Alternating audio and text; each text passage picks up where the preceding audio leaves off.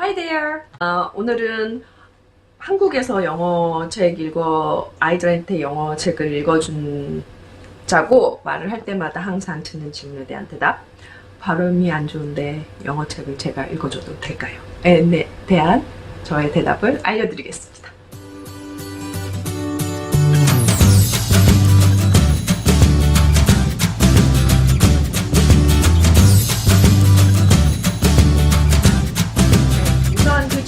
대답을 하죠.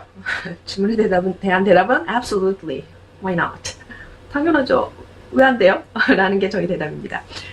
그 대답에 대한 이유를 한 3가지 정도가 정리가 되더라고요. 말씀을 드리면 우선 좋은 발음이란 무엇인가에 대한 저희 대답이에요.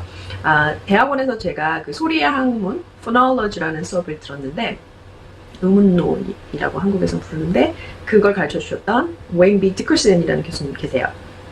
여기 미국에 있는 대학원에서 가르치고 계신 분인데 이 언어학자께서 저희들에게 소리 발음을 할 수 있다, 그러니까 발음을 잘 할 수 있다라는 거의 기준은 3Ps만 지키면 된다고 말씀을 하셨어요. 그 3Ps라는 건 prediction, production, and perception 이렇게 3가지인데 prediction은 대화를 하는 맥락이라고 치면 듣기를 하는 맥락에서 제가 그 소리에 대해서 예측을 할 수 있는 그 컨텍스트 자체를 예측을 할 수 있는 준비 단계, 그렇게 예측을 할 수 있고 이 소리가 들릴 때쯤에 내가 어떤 소리가 됐을지 예측을 할 수 있고, 두 번째는 제가 그 소리를 정확하게 production, 소리를 낼 수 있고 그 내가 낸 소리를 third, perception, 상대방도 알아듣고 또는 반대로 상대방이 production 한 소리를 내가 perception 할 수 있으면 우리는 그 소리를 가지고 대화를 할 수 있다. 그렇기 때문에 발음이라는 건, pronunciation이라는 거는 native like, 그러니까 영어권에 사는 사람들의 발음을 똑같이 하는 것도 물론 중요하지만 그러지 않다고 해서 accent가 있다고 해도 너의 발음이 그 사람들이 predict하고 너가 프로덕트를 하고 그 사람이 알아듣게, 그리고 그 사람이 너의 발음을 perception 할 수 있다면 성공한 것이다 라고 저희 그 international students들한테 희망을 주신 거죠. 사실 영어 교육학에서는 그게 약간 정설이에요. 그러니까 액센트가 있다는 게 나쁜 영어다 이렇게 규정짓진 않아요. 그러니까 그 영어권 나라의 발음을 똑같이 따라해야 된다라고 가르치지 않아요. 영어 교육 분야에서는. 그래서 항상 그거를 생각을 하면서 저도 이제 액센트가 되게 코리안 액센트가 많은 그런 사람이기 때문에 저에 대한 합리화를 시켰다고 해야 되나? 어쨌든 제가 얘기를 했을 때 분명히 저는 코리안 액센트를 가진 사람이지만 제가 외국 사람들하고 얘기를 할 때 그 사람들이 저를 이해하는데 그렇게 큰 어려움을 갖지 못했기 때문에 그거에 대한 확신이 있어요. 근데 제가 요새 이제 유튜브를 보면서 영어를 배우는 것을 가르쳐주는 그런 친구들의 영상들을 보면 원어민, 소위 말하는 원어민, 영어 원어민, 저희는 한국말 원어민이죠. 영어 원어민의 발음을 똑같이 따라하는 게 중요하다라고 강조하는 그런 유튜버들이 많은 걸 제가 볼 수 있어요. 근데 그것도 정말 대단히 큰 노력을 해서 잘 하는 거예요. 그렇지만 그거에 매몰돼서 사실은 발음은 좋지만 컨텐츠가 부족하면은 사실 커뮤니케이션의 한계는 분명히 부딪히거든요. 그렇기 때문에 특히나 지금 저 나이 또래 30, 40대 이런 부모님들께서 아이들한테 영어를 가르치는데 내 발음이 아이를 망칠까 주저하고 계신다면 그거에 대해서는 좀 걱정을 좀 내려놓으셔도 된다고 봐요. 왜냐면 아이들이 영어 인풋이라는 게 부모님이 읽어주는 책으로 완벽하게 오롯이 그걸로 가진 않을 거예요. 그렇기 때문에 그 아이들이 엄마 아빠가 들려주는 또는 주변 사람들이 들려주는 소리들이 그 3Ps에만 적절히 맞는다고 하면 그렇게 아이의 영어 교육을 망치는 그런 거는 아니라는 거를 말씀드리고 싶어요. 그리고 엄마 아빠 또는 그 영어책을 읽어주는 어느 분께서 아이의 보호자분께서 이참에 나도 영어 원어민과 똑같은 비슷한 발음으로 연습을 해서 아이에게 읽어주고 싶다. 그러면 더 좋은 거가 되겠죠. 그래서 우선 발음은 그렇게 큰 문제가 되지 않는다는 좀 자신감을 갖고 시작하시는 게 좋겠다는 거 우선 말씀드리고요. 두 번째로 말씀드리는 것도 약간 일반적인 그런 의견들 아니고 영어 교육학에서 나온 또 얘기들인데요. World Englishes라는 텀이 있어요. 이쪽에 띄워드릴까요? World Englishes. 그러니까 세계 영어들이라고 아예 복수형을 만들었는데 이것도 영어 교육학에서 주장되는 내용들이에요.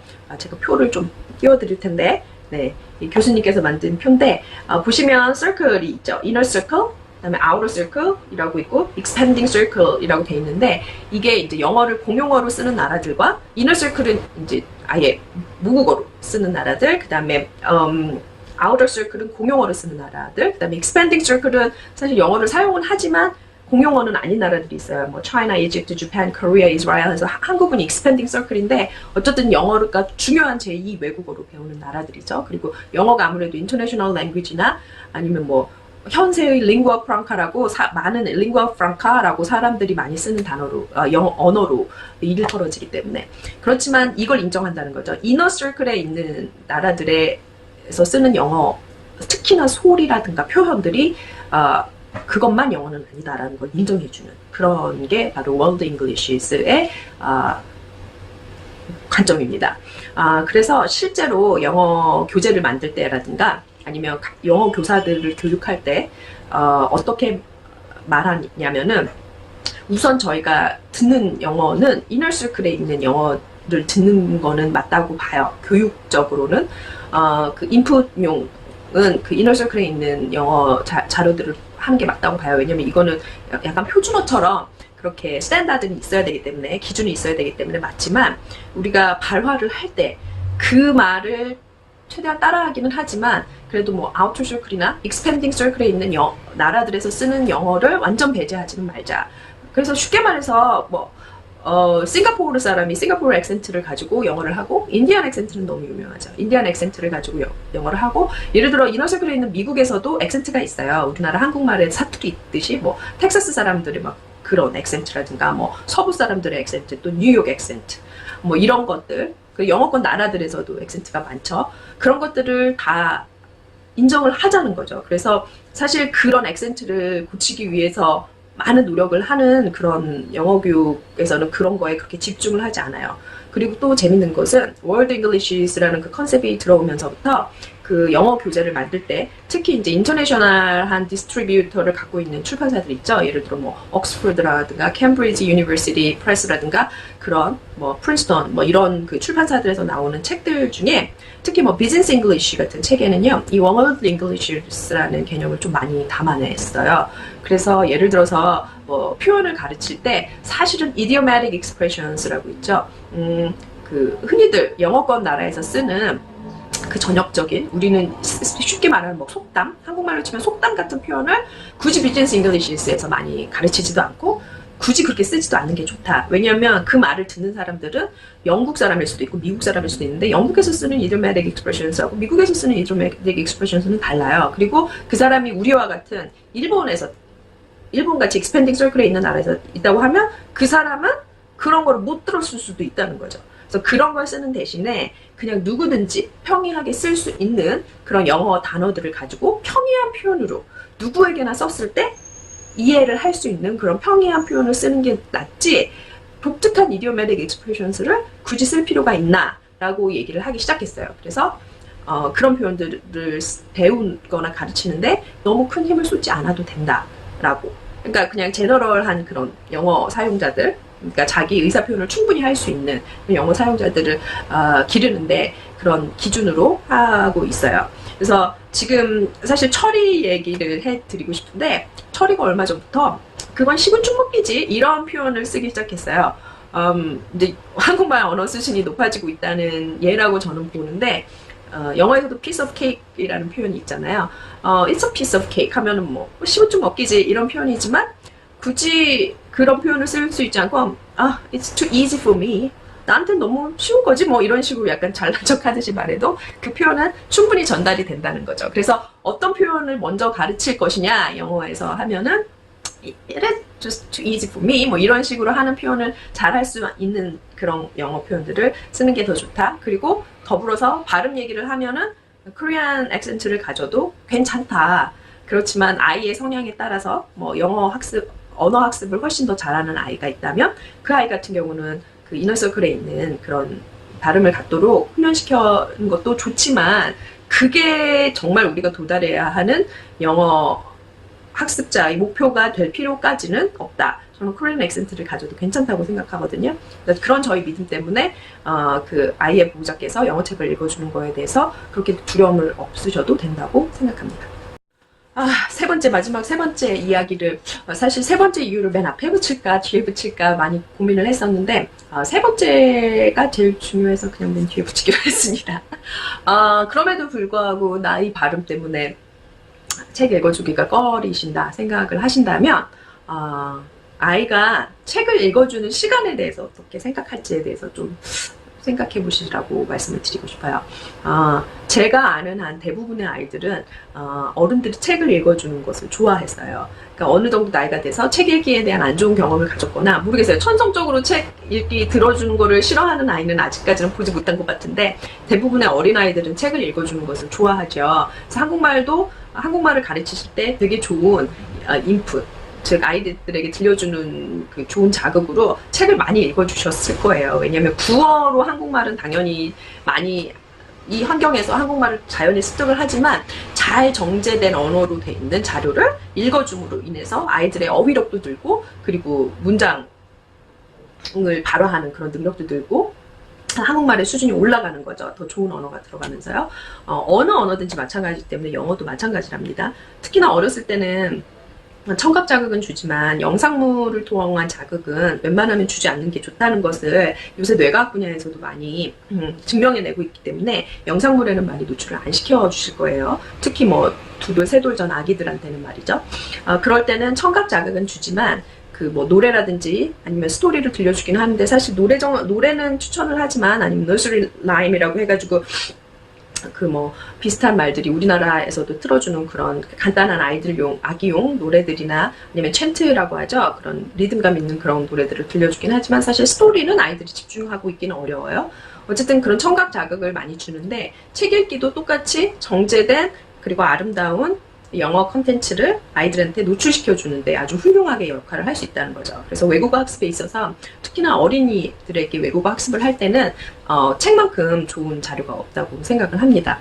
그리고 그 책을 어른들이 어렸을 때 읽어줬던 경험을 가지게 하는 게 아이들로서는 굉장히 즐거운, 그 다음에 좋은 경험이 될 거라고 생각하기 때문에 발음 때문에 책 읽기를 하지 않을 이유는 없다고 봐요. 제가 말씀드린 첫 번째, 두 번째 이유로 용기를 가지시고, 세 번째는 아이가 어렸을 때 엄마 아빠나 보호자가 나에게 영어책을 읽어주었던 좋은 시간을 가지시라고 말씀을 드리고 싶죠. 세 번째 말씀드린 것에 대한 학문적인 좀 지원이랄까요? 그런 자료를 몇 년 전에, 한 거의 8년, 2010년, 요번에 자료를 찾아보니까 2010년 자료더라고요. 뇌과학을 연구하면서 또 제2 언어 습득을 연구하시는 교수님이 계세요. 패트리샤 컬이라고 해야 되나요? 그 테드 영상에서 봤던 건데, 이 영상이에요. 제가 밑에 링크를 달아드릴 테니까 거길 들어가서 보시면 좋은데, 거기서 교수님이 지금 2010년에 테드에서 말씀하셨지만, 제가 최근 영상도 찾아보니까 비슷한 연구를 계속 하고 계시는데, 여기서 재밌는 실험을 하세요. 우선 어렸을 때 많이 언어적 자극을 주라는 말씀을 하시기 때문에, 저는 책 읽기를 통해서 언어적 자극을 주는, 특히 영상물 자극은 되게 늦기 때문에 12개월 전에 벌써 입력된 소리들로 인해서 그 모국어 외의 소리들에 대한 감각이 많이 잊혀지기 때문에 12개월 이전부터 본인이 가르치고 싶은 외국어 자극을 좀 많이 주시는 게 좋다는 얘기를 하셨고, 두 번째는 7살 전까지 그런 자극이 들어왔을 때 훨씬 더 잘 배운다는 얘기를 하셨고, 그렇지만 모국어가 중요하지 않다는 말은 아니에요. 모국어는 무조건 중요해요. 펀더멘탈이 있기 때문에, 기본이기 때문에. 제 외국어도 그러니까 아이가 소화할 수 있는 범위 내에서는 7세 이전에도 충분히 자극을 주어도 괜찮다고 하는 게 저희 믿음입니다. 그렇지만 이게 뭐 학습으로 연결되거나 아이가 이걸로 인해서 부담을 갖게 되면 안 좋기 때문에, 저는 영어 유치원 프로그램에 대해서는 좀 조심하셔야 된다고 봐요. 어쨌든 우리 교수님이 하신 실험 중에 되게 재밌는 실험이 있어요. 한 6분 정도부터 나오는 내용이니까 꼭 한번 보세요. 세 가지로 갔어요. 첫 번째는 그 중국어 타이와니즈라고 하더라고요. 타이완에서 사용하는 중국어를 사용하는 화자가 그 6개월 정도 된 아기들의 집을 그냥 일주일 정도 방문한 걸로 기억하는데요. 일주일 정도 방문을 해서 그냥 책만 읽어줬어요. 그리고 영어로 중국말로 말만 시키고요. 똑같은 컨텐츠를 비디오로 해서 줬어요. 그리고 세 번째는 소리만 해줬어요. 근데 저는 소리만 듣는 건 당연히 집중도가 떨어지지만 비디오는 아이들이 집중을 하기 때문에 이렇게 세 가지로 했을 때 별로 차이가 없을 거라고 봤거든요. 놀라운 차이가 있었죠. 비디오나 오디오로는 아이들이 학습이 일어나지 않았다는 거죠. 그러니까 이 아이들이 그 중국어 소리에 반응을 하지 않았대요. 그러면서 교수님이 주장하시는 것은 사람이 하는 일이 있다. 아이들이 언어 학습에 있어서 사람이 하는 역할이 있다. 라는 거를 주장하고 계세요. 굉장히 시사하는 바가 크다고 봅니다. 제가 발음에 대해서 두려움을 갖지 말고 영어책을 읽어주시라고 말씀을 드리는 이유가 그거예요. 책 읽기에 대한 즐거운 경험도 분명히 아이들이 느낄 거고요. 또 그냥 요새 뭐 세이펜이라고 그냥 소리 나는 펜을 주시면서 이렇게 영어책 읽기다라고 하는데 그렇게 해서 배우는 것도 당연히 배우겠지만 어른이 엄마나 아빠나 또는 보호자가 나와 함께 책을 읽었던 경험 그걸로 아이들이 뇌가 훨씬 더 많이 자극되지 않을까 그런 믿음이 저에게도 있습니다. 그래서 용기를 갖고 코리안 액센트가 강한 발음이더라도 아니면 아주 강한 이치를 갖고 이너서클에 있는 발음을 익혀서 당장 책을 읽어주시길 시작하시라고 권해드리고 싶습니다. 네, 오늘 제가 말씀드린 세 가지 이유의 용기를 갖고 지금까지 용기를 내지 못하셨던 아버님이나 어머님이나 보호자분들께서는 용기를 갖고 이 영어 유치원 도움 받지 않고 집에서 해보겠다 하시는 분들은 용기를 갖고 당장 시작해 보시길 바랍니다. 그럼 다음에 홈스쿨링을 위한 좋은 영어 컨텐츠를 가지고 또 찾아올게요. Okay, see you later, alligator, moms and dads and guardians. Okay, bye, see you later everybody. Bye bye.